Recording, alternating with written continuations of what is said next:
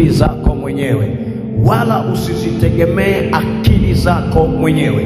Biblia inatuambia nini? Inasema mtumaini Bwana kwa moyo wako wote, wala usizitegemee akili zako mwenyewe. Nimekuambia hatuwezi kuanza siku mpya, hatuwezi kuanza wiki mpya kwa mafanikio makubwa pasipo msaada wa Mungu. Tunahitaji msaada wa Mungu katika kila hatua ya maisha yetu.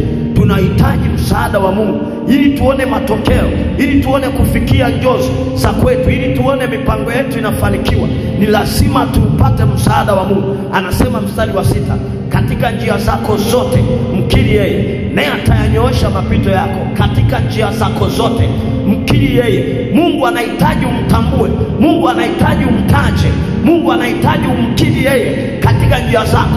Njia, anapoongelea njia, maana yake anaongelea mipango ya maisha yako, anaongelea kazi zako, anaongelea vitu unavyoshughulika navyo. Anasema katika njia zako zote mkiri yeye, mkiri yeye, mkiri yeye, naye atayanyoosha mapito yako, naye atayanyoosha mapito yako.